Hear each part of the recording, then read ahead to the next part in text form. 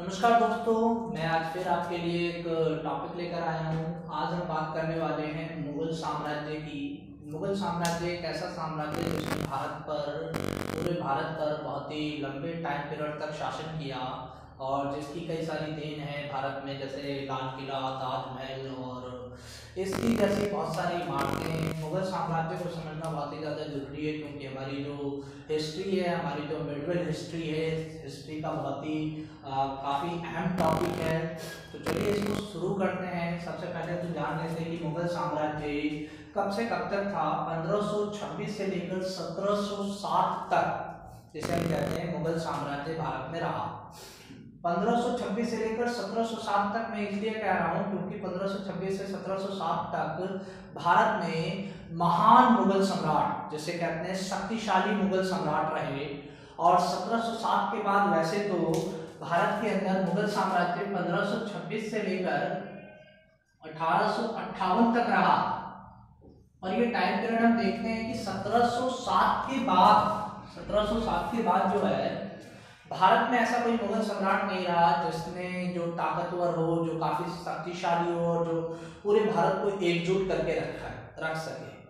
1707 में क्या हुआ कि जब अंतिम शक्तिशाली मुगल सम्राट औरंगजेब, उसकी जब मृत्यु हो जाती है तो उसके बाद मुगल साम्राज्य बिखर जाता है। और उसी समय फिर हम देखते हैं कि भारत में ईस्ट इंडिया कंपनी का आगमन हो चुका था और वो धीरे धीरे पूरे भारत पर अपना कब्जा जमाना चालू कर देती है।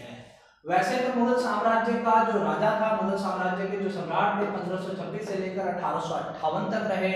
पर हम आज की क्लास में सिर्फ 1526 से लेकर 1707 तक की बात करेंगे। तो चलिए शुरू करते हैं, देखते हैं। मुगल साम्राज्य का जो सबसे पहला शासक हुआ जिसने मुगल साम्राज्य की भारत में क्या की, स्थापना की, इसका नाम था, जिसे हम कहते हैं कि मतलब स्थापना करने वाला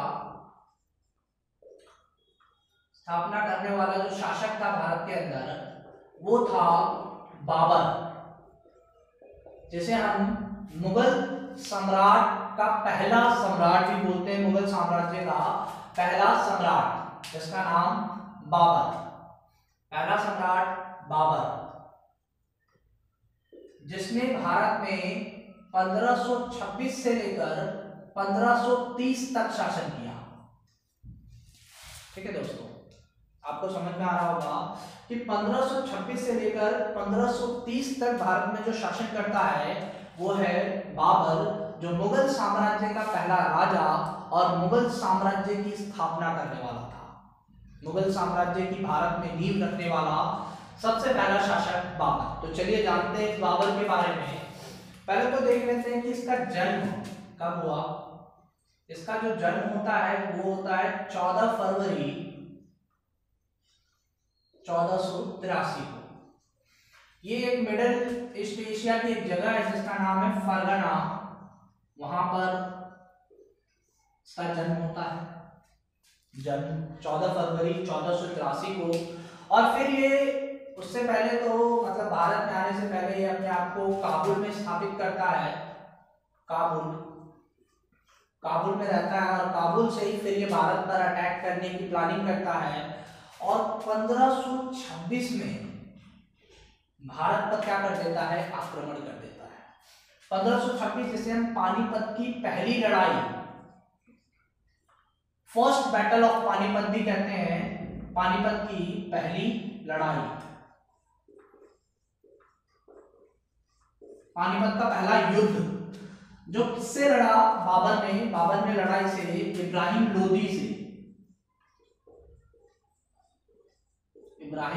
लोदी, जो उस समय दिल्ली सल्तनत के राजा हुआ करते थे। दिल्ली सल्तनत, मैं आपको बता दूं बच्चों कि दिल्ली सल्तनत मुगल साम्राज्य से पहले जिन्होंने भारत पर राज किया वो दिल्ली सल्तनत थी। दिल्ली सल्तनत के अंतिम राजा, आखिरी राजा, जिसका नाम था इब्राहिम लोदी, उसके साथ बाबर ने 1526 में पानीपत की पहली लड़ाई की। और जाहिर सी बात है कि जब ये स्थापना करने वाला है भारत में, तो इस लड़ाई को ये जीत गया। इब्राहिम लोदी को इसने हरा दिया और इस लड़ाई को ये जीत गया, ये विनर हुआ इस लड़ाई का। और भारत के अंदर फिर इसने मुगल साम्राज्य की क्या कर दी, स्थापना कर दी।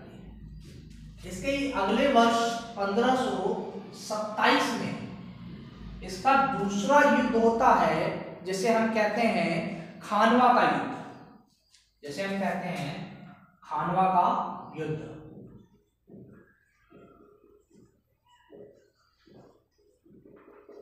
ये युद्ध जो है बाबर का किसके साथ हुआ, ये हुआ उस समय के एक महान राजा हुआ करते थे जिसका नाम था राणा सांगा, इनके साथ ये युद्ध हुआ और ये युद्ध भी बाबर जीत गया, विनर।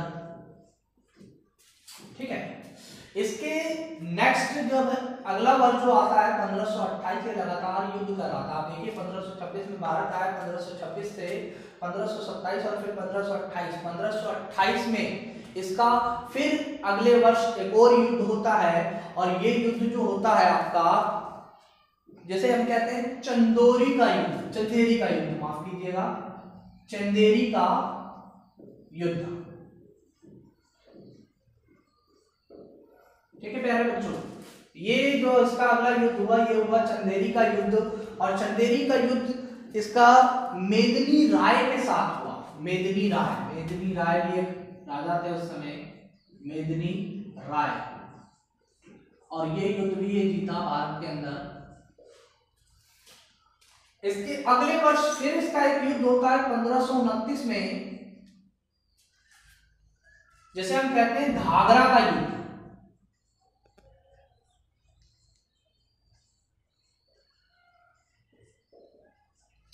ठीक है प्यारे बच्चों, इसके ही अगले वर्ष इसका एक और युद्ध होता है 1529 के अंदर, घाघरा का युद्ध, जिसे इसने महमूद लोदी के साथ लड़ा।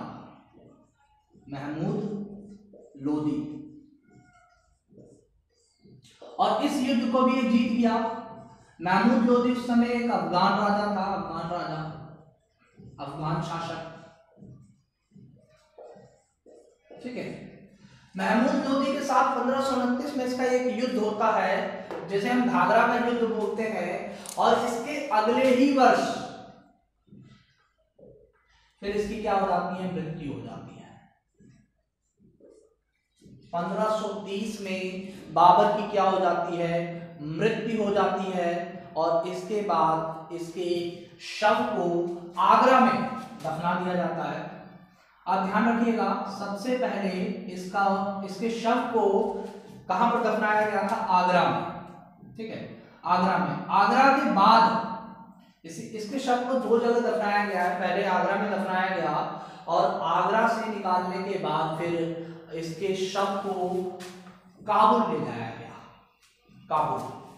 और काबुल में जाकर वहां पर एक मतलब आराम बाग है, आराम बाग काबुल की एक जगह है, आराम बाग, और उस बाग में से बाबर को दफना दिया गया।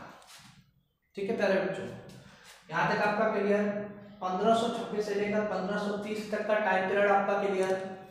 ठीक है, इसके बाद जो शासक आते हैं उसकी बात करते हैं। इसके बाद जो, पहले इसको साफ कर देते हैं हम।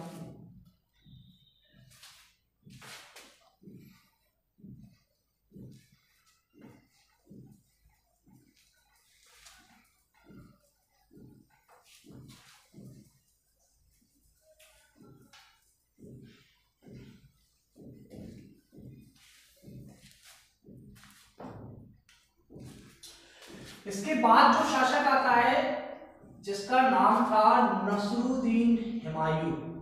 नसरुद्दीन हुमायूं, इसे हुमायूं भी कहा जाता है, हुमायूं। ठीक है, इसका टाइम पीरियड आप देखिए कि 1530 में तो चला गया बाबर, 1530 के बाद ये शासन करता है और 1540 तक शासन करता है।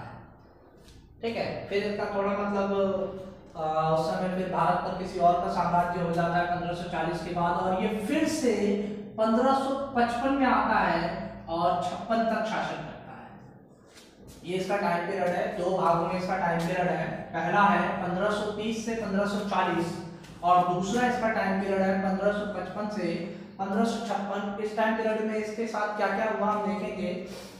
सबसे पहले जब 1530 में बाबर की क्या हो जाती है, मृत्यु हो जाती है, तो भारत की गद्दी पर, मुगल साम्राज्य की गद्दी पर नसरुद्दीन हुमायूं बाबर के बाद मुगल साम्राज्य का अगला सम्राट बनता है।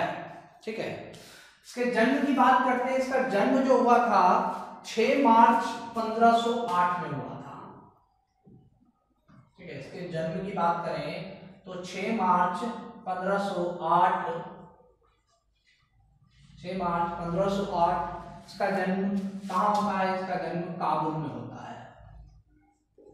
आपको पता है काबुल आज कहाँ है? आज ये अफगानिस्तान की एक जगह है। काबुल अफगानिस्तान की एक जगह है। 6 मार्च 1508 में काबुल अफगानिस्तान में इसका जन्म होता है। 1526 में बाबर भारत पर अटैक करता है, भारत में मुगल साम्राज्य की स्थापना करता है। 1530 में बाबर की मृत्यु हो जाती है और 1530 के बाद नसरुद्दीन हुमायूं को भारत का अगला सम्राट बनाया जाता है, मुगल साम्राज्य का अगला सम्राट। ठीक है, नसरुद्दीन हुमायूं जब गद्दी पर बैठता है तब इसके भी कई सारे युद्ध होते हैं, क्योंकि उस समय वो टाइम पीरियड था जब एक राजा दूसरे राजा से युद्ध करते रहते थे और भूमि के चक्कर में और शासन के चक्कर में एक दूसरे को मारते थे, एक दूसरे के क्षेत्र पर कब्जा करते थे और उसको जीतकर अपने साम्राज्य का विस्तार किया करते थे। तो इसका जो पहला युद्ध होता है वो आपका 1531 में होता है, अगले ही वर्ष हो जाता है। 1530 में बैठता है राजगद्दी पर और 1531 में इसका अगला युद्ध हो जाता है, जिसे हम कहते हैं देवरा का युद्ध। देवरा का युद्ध, देवरा का युद्ध। ठीक है प्यारे बच्चों, देवरा का युद्ध। ये देवरा का युद्ध इसका किसके साथ होता है? ये होता है इसका महमूद लोदी के साथ। किसके साथ होता है? महमूद लोदी।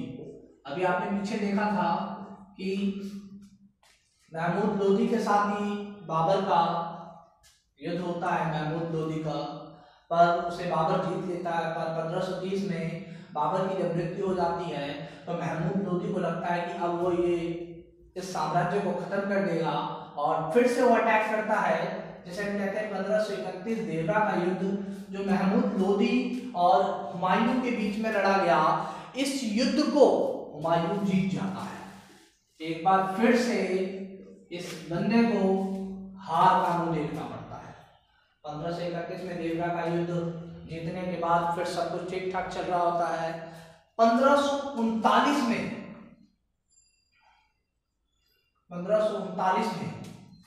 इसका एक और युद्ध होता है, जिसे हम कहते हैं चौसा का युद्ध।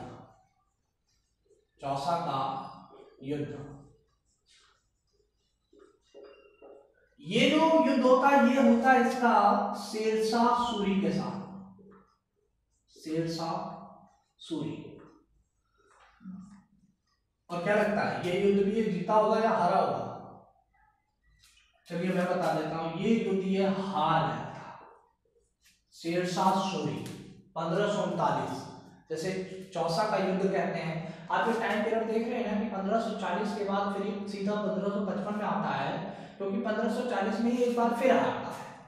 1540 जैसे हम बोलते हैं बिलग्राम का युद्ध।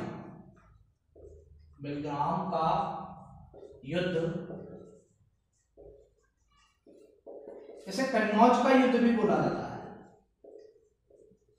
कन्नौज का युद्ध, ठीक है। और ये दोनों ही युद्ध, मतलब ये नाम तो एक ही है, मतलब बिलग्राम कह लो या कन्नौज कह लो, ठीक है। मैं इसको इरेज कर देता हूं। बिलग्राम का युद्ध और कन्नौज का युद्ध, ये भी शेरशाह सूरी के खिलाफ ही लड़ा जाता है, ठीक है। और ये भी हुमायूं क्या कर जाता है, हार जाता है। अब आप कहोगे कि मतलब चौसा का युद्ध भी शेरशाह सूरी से वो हार गया, तो फिर ये बिलग्राम का दोबारा युद्ध क्यों हुआ उसका शेरशाह सूरी के साथ क्यों? पहले क्या था, मतलब 1539 में जब वो चौसा का युद्ध हारा तब वो दिल्ली सल्तनत, दिल्ली दरबार में, दिल्ली में रहता था, ठीक है, दिल्ली में रहता था। और जब 1539 में जब शेरशाह सूरी ने हुमायूं को हरा दिया, तब ये 1539 में भागकर कहाँ चला गया, कन्नौज चला गया। कन्नौज में इसका एक मतलब रिश्तेदार थे और वहां पर ये रहने लगा। और फिर इसका फिर से ये तैयारी करता है और फिर से ये शेरशाह सूरी के साथ युद्ध करता है ताकि अपने दिल्ली दरबार को ये वापस प्राप्त कर सके। पर इसकी यहाँ पर भी क्या हो जाती है, हार हो जाती है। उसके बाद 1540 के बाद फिर ये भारत से भाग जाता है,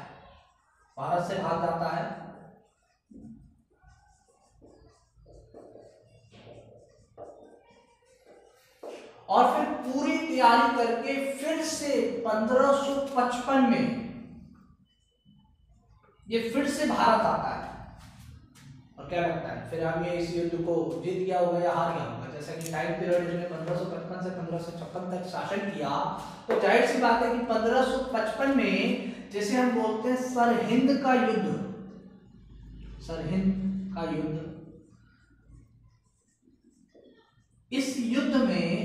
इस युद्ध में हुमायूं जीत जाता है। पर उस समय तक शेरशाह सूरी की क्या हो जाती है, मृत्यु हो जाती है। तो शेरशाह सूरी का जो पुत्र होता है इब्राहिम शाह सूरी,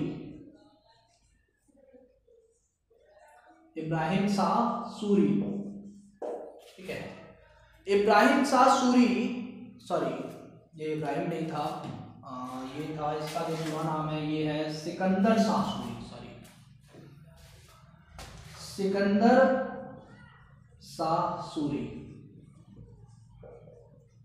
सिकंदर शाह सूरी के साथ इसका ये युद्ध होता है और ये इस युद्ध को क्या कर लेता है, जीत लेता है। और फिर भारत में मुगलिया सल्तनत का परचम लहरा दिया जाता है।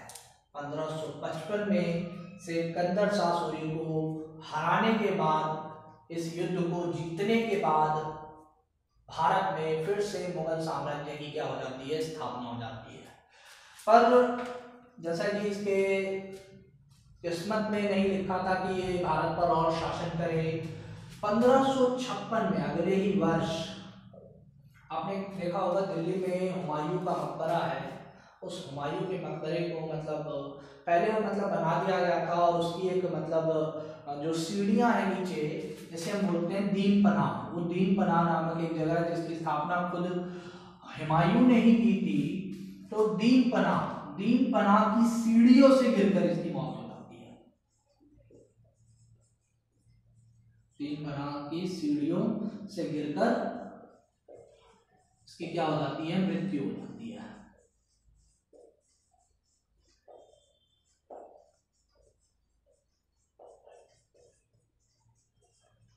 ठीक है प्यारे बच्चों, यहां तक समझ में आ गया। 1556 हुमायूं का शासनकाल समाप्त हो जाता है और 1556 के बाद फिर जो अगला सम्राट बनता है, जिसे हम कहते हैं महान सम्राट, भारत के साम्राज्य का महान सम्राट अकबर, जलालुद्दीन अकबर, उसके बारे में जानते हैं। इसको मैं साफ कर देता हूँ, आप इसे नोट कर सकते हैं, वीडियो को पॉज करके।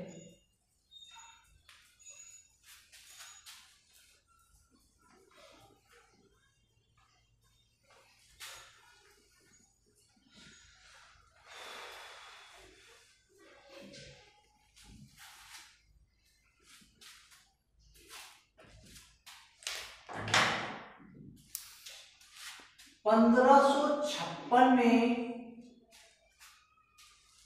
नसरुद्दीन हुमायूं की मौत होने के बाद भारत की सरजमी पर, मुगल साम्राज्य की राजगद्दी पर भारत के सबसे महानतम सम्राट, जिनका नाम था जलालुद्दीन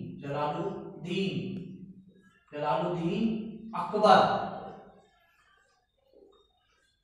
जिसका टाइम पीरियड भारत में सबसे ज्यादा शासन करने वाला, मुगल साम्राज्य के अंदर सबसे ज्यादा शासन करने वाला अकबर ही था, जिसने 1556 में राजगद्दी को संभाला और 1605 तक शासन करता है। 1556 में राजगद्दी को संभालने के बाद 1605 तक ये शासन करता है और हम देखते हैं कि सबसे, जिसे हम कहते हैं ना, महान सम्राट, महान सम्राट। इसके जितना महान सम्राट भारत के अंदर, मुगल साम्राज्य के अंदर कोई नहीं हुआ, जिसने भारत के समस्त लोगों को क्या दिया, प्यार दिया, और भारत के सभी धर्मों का इसने क्या किया, सम्मान किया। इसके बारे में जानते हैं। सबसे पहले इसका जन्म समझ लेते हैं। इसका जो जन्म है कब हुआ। इसका जन्म वैसे तो काफी 1542 में, 1542 में 15 अक्टूबर 1542, 15 अक्टूबर 1542 इसका जन्म होता कहाँ है। इसका जन्म होता है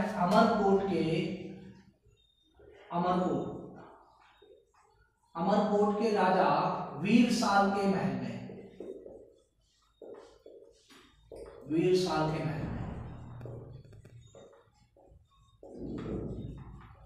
ठीक है। 15 अक्टूबर 1542 में इस अकबर का जन्म होता है, और जब ये शासन पर बैठता है तो 1656 में 1556 में ये शासन पर बैठ जाता है। ठीक है, ये शासन करना ये चालू कर देता है, शासन करना चालू कर देता है। तो इसकी उम्र कितनी रही होगी। 1542 में इसका जन्म हुआ, 1556 में इसने शासन करना चालू कर दिया, तो इसकी जो उम्र थी उस समय सिर्फ 14 वर्ष थी। मतलब 14 वर्ष का एक लड़का महान मुगल सम्राट जलालुद्दीन अकबर बनता है, और सिर्फ 14 वर्ष की उम्र में वो मुगल साम्राज्य की राजगद्दी पर बैठ जाता है। जैसे ही बैठता है तो इसको मतलब फिर से एक युद्ध झेलना पड़ता है। 1556 में ही इसे एक, जिसे हम कहते हैं पानीपत की दूसरी लड़ाई। पानीपत की पहली लड़ाई बाबर और इब्राहिम लोदी के बीच में हुई है। 1556 में पानीपत की क्या होती है, इसकी दूसरी लड़ाई होती है, पानीपत की दूसरी लड़ाई। ठीक है, तो ये युद्ध इसका किसके साथ होता है, ये युद्ध होता है इसका हेमू के साथ। हेमू एक अफगान शासक था, या एक अफगानी था, पर जैसे कि मालूम है आपको कि 14 वर्ष की उम्र थी उसकी सिर्फ 1556 में, तो फिर वो ये हेमू से कैसे लड़ता है। तो आपको यहाँ पर याद रखना चाहिए, एक व्यक्ति था जिसका नाम था बैरम खां। ठीक है, ये था सेनापति उस समय, मुगल सम्राट का सेनापति, मुगल सम्राट का। हालांकि अकबर की जो उम्र है 14 वर्ष है, और वो अभी युद्ध नीति में उतना कुशल नहीं है, तो इस हेमू से युद्ध करने का काम कौन करता है, बैरम खां, और ये युद्ध भी जीत लिया जाता है। इस युद्ध को भी जीत लिया जाता है। ठीक है, बैरम खां इस युद्ध को जीत लेता है, और 1556 में मुगल सम्राट अकबर के शासनकाल में पानीपत की दूसरी लड़ाई को मुगल साम्राज्य जीत लेता है, जिसको लड़ने का काम, जिसका नेतृत्व बैरम खां की सेना ने किया था हेमू के खिलाफ। ठीक है प्यारे बच्चों, इसके बाद जो टाइम पीरियड आता है आपका 1576, ये काफी इंपॉर्टेंट है। आपने 1576, आपको पता है हमारे भारत में एक महान सम्राट हुए जिनका नाम था महाराणा प्रताप, बहुत ही पूजनीय सम्राट राजपूतों के, और इनके साथ अकबर का एक युद्ध होता है। हालांकि ये युद्ध अकबर नहीं लड़ते, अकबर के मतलब सैनिक कमांडर थे जिनका नाम था मान सिंह, वो महाराणा प्रताप के खिलाफ लड़ते हैं, और इसे ही कहा जाता है हल्दी घाटी का युद्ध। हल्दी घाटी का युद्ध जो लड़ा जाता है किसके खिलाफ, महाराणा प्रताप के खिलाफ। महाराणा प्रताप जो कि एक राजपूत राजा थे, और कहा जाता है कि महाराणा प्रताप के खिलाफ अकबर की सेना का नेतृत्व कौन करता है, मान सिंह। मान सिंह एक सैनिक कमांडर होता है उस समय, जो अकबर के शासनकाल में था। ये भी एक राजपूत ही होता है, पर महाराणा प्रताप एक दूसरे प्रतिद्वंदी होते हैं और मान सिंह अकबर की तरफ से लड़ता है, अकबर के नेतृत्व में। और इस युद्ध को फिर महाराणा प्रताप के द्वारा, मतलब मान सिंह के द्वारा जीत लिया जाता है। ठीक है, मैं आपको यहाँ बता दूं कि ये तो साम्राज्य की लड़ाई थी। राजा महाराणा प्रताप भी अपने साम्राज्य के लिए लड़ रहे थे, अपने लोगों के लिए लड़ रहे थे, और दूसरी तरफ अकबर भी मुगल साम्राज्य के लिए लड़ रहा था। पर अकबर महाराणा प्रताप की काफी रिस्पेक्ट करता था। वो ये जानता था कि महाराणा प्रताप काफी सुलझे हुए राजा हैं, काफी अच्छे राजा हैं, अच्छे गुणों के कारण, अच्छे कार्यों के कारण वो जाने जाते हैं। जो मान सिंह, जो राजपूत इसके खिलाफ लड़ रहा है, ये मान सिंह भी महाराणा प्रताप को काफी पूजनीय मानता है, ये इनके लिए काफी पूजनीय मानते हैं। पर मान सिंह को ये युद्ध करना पड़ा क्योंकि ये इसका राजकीय धर्म बड़ी चीज हो जाती है, प्राण जाए पर वचन न जाए। तो वही वाली बात हो गई यहाँ पर कि मान सिंह के लिए अपना जो वचन था, जो इसने अकबर को दिया था कि मैं इस युद्ध को लड़ूंगा, और वो महाराणा प्रताप के खिलाफ उस युद्ध को लड़ते हैं और जीत भी जाते हैं। तो ये था आपका 1576 हल्दी घाटी का युद्ध। इसके बाद जो है, जैसे 1573 में, मतलब 1573 से पहले ही 1573 में अकबर के द्वारा गुजरात को भी जीत लिया जाता है, गुजरात को जीत लिया जाता है। ठीक है, गुजरात को जीत लिया जाता है। गुजरात को जीतने के बाद गुजरात के ही आसपास आप देखेंगे, मतलब राजस्थान और गुजरात के बॉर्डर पे एक शहर है जिसका नाम है फतेहपुर सीकरी। फतेहपुर सीकरी जिसे बनवाया गया था किसके द्वारा? राजा अकबर के द्वारा। फतेहपुर सीकरी, फतेहपुर सीकरी।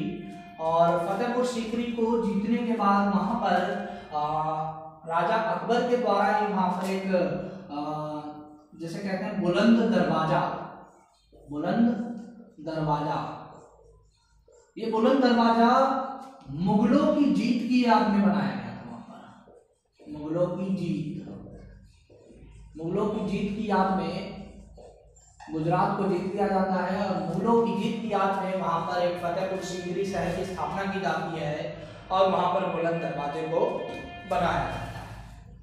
फतेहपुर सीकरी को ही राजा अकबर अपनी राजधानी के रूप में चुन लेता है, राजधानी बना देता है इसे अपनी, और इसे जीत कर, इसे बनाकर वहीं पर अपना निवास करने लगता है। फिर बाद में बहुत बाद में जाकर बहुत ही सब कुछ शांत रहता है, और 1601 में जाकर फिर इसकी क्या होती है, एक और युद्ध होता है जिसे हम कहते हैं आसरगढ़ का युद्ध। आसरगढ़ का युद्ध, इसे भी अकबर जीत लेता है, जीत लेता है। ठीक है, और फिर 1601 आसरगढ़ का युद्ध जीत लेने के बाद फिर 1605 में अकबर की क्या हो जाती है, मृत्यु हो जाती है, अकबर की मृत्यु।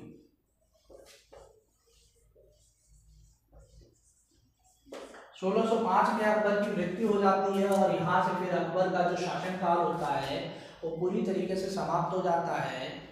अकबर के शासनकाल के बाद फिर भारत पर जहांगीर, जो अकबर के बाद अकबर का जो पुत्र था जहांगीर था, जहांगीर का शासनकाल आता है। जहांगीर, शाहजहां और फिर औरंगजेब। आज हमने जलालुद्दीन अकबर, बाबर और हुमायूं के बारे में जाना है काफी कुछ। आज की क्लास में यही खत्म करता हूँ क्योंकि मुझे अभी कहीं जाना है। तो मैं कल आपको इसके मुगल साम्राज्य पार्ट 2 की वीडियो में आपको पूरा औरंगजेब तक समझा दूंगा कि औरंगजेब तक क्या क्या हुआ।